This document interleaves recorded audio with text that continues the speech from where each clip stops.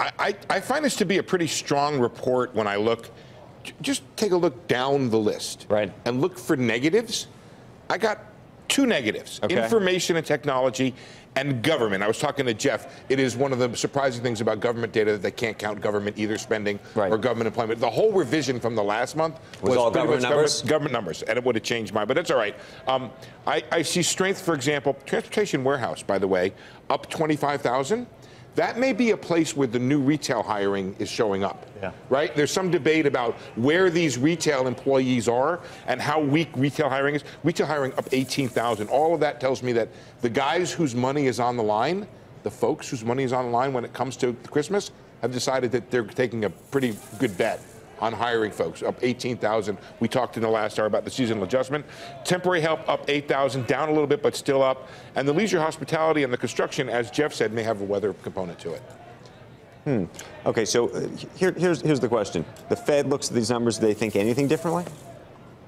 Well, I think they've been looking for a reason to either speed up or slow down. And I think that this is not a terrible surprise. It's a little lower than expectation. But you see a lot of strength, the breadth of the sectors that have a positive return, as was just pointed out. And this is probably the last number before the December meeting that could have any significance in their decision or their statement, do you think? I think so. I think we heard a little bit of rumblings yesterday that maybe this doesn't affect the December number, that's pretty much expected for next week, but it does really forecast what we might expect in next year, whereas we originally thought there'd be many more hikes. We're starting to see that may come in lower, fewer. Should we go out to Washington right now and get a take here? What do you think the Fed does, Alex? I think that this number is, pretty close in line. I think that it doesn't change, the hike in December, but maybe slows them down a little bit looking forward. Not that they're going to base their decision on a single data point. Kudos obviously to Aaron, who came in closest with his guess. But I think that in general, as someone said earlier, most in the panel, Steve aside, were expecting a number a little bit below consensus, and that's what we saw. Aaron?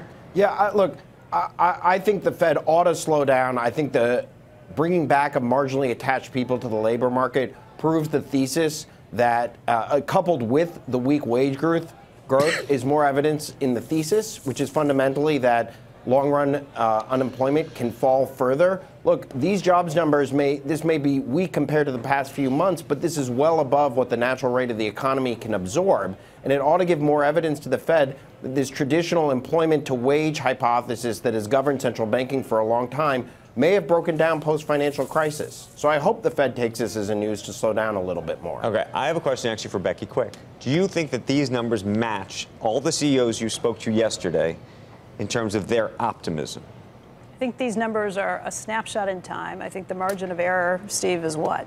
100,000, 95% confidence level is plus or minus 100,000. I think the market reacts to these numbers because we're looking to intuit any possible hint you can get about where things are headed. But I think, is it a skills gap again? Yeah. I mean, you don't have the right people for the right jobs. That was the conclusion yesterday from somebody about when it came to small business, was the reason why small business was lower in the ADP report compared to medium and large is that they don't have the wages and they can't find the people.